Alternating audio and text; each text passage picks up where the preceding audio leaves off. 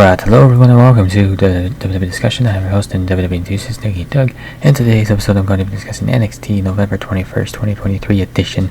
And this edition of NXT featured the latest in the Iron Survivor qualifier, along with an NXT Women's title match to main event the show. And with that, we're going to get right into the action. Starting with the Iron Survivor qualifier, Carmelo Hayes versus Josh Briggs, and it has taken too long for NXT to give Briggs this kind of spotlight. This was by far his best singles match to date, working physical and fast. The spotlight alone in this match would have been enough. Instead, NXT won in and gave Briggs the biggest win of his career. Melo has been so heavily protected that distractions usually aren't enough for him to lose. So the fact that he did lose here is a statement moment for the 30-year-old heavyweight. And what was shaping up to be a predictable field for the men's Iron Survivor, NXT throws a curveball that should make the match all the more exciting. Briggs will be out to prove himself. Might not win it, but it's still a great spot for him to be in. And also shout out to NXT too for being willing to throw a curveball and not go the predictable route. It's usually, if you can do curveballs, it's usually, not saying always do it, but in this instance it's a good thing.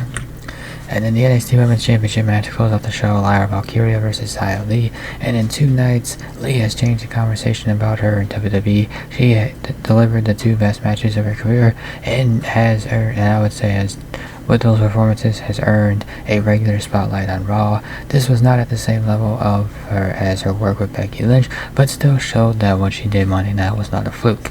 Meanwhile, the champion picks up an all-important win in her first title defense. She is a force for NXT that can continue to elevate the women's division. She now needs a new challenger for Deadline. Who will that challenger be? I guess we shall see. We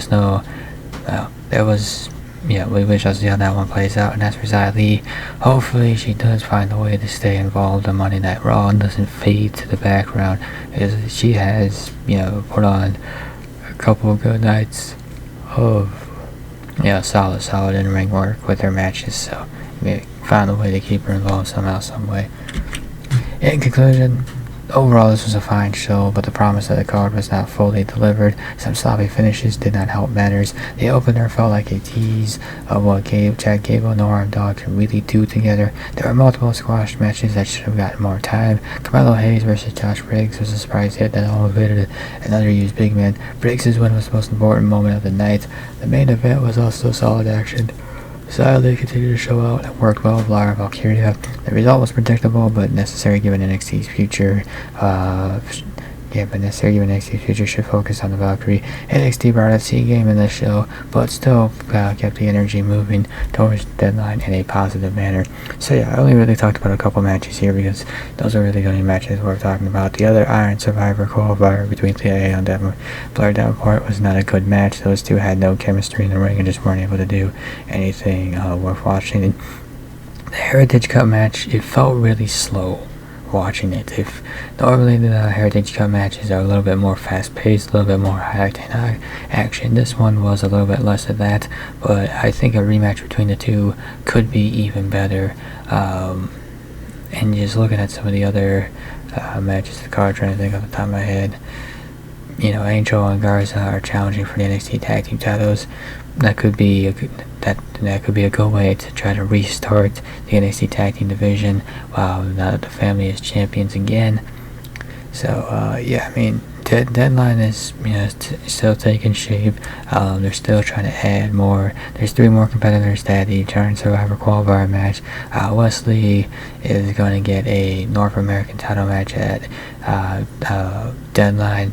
But first, he's got to earn it. He's got to win a Fatal 4-Way match. But let's be honest, he's going to win that Fatal. So, but it seems more likely than that he's going to win that Fatal 4-Way.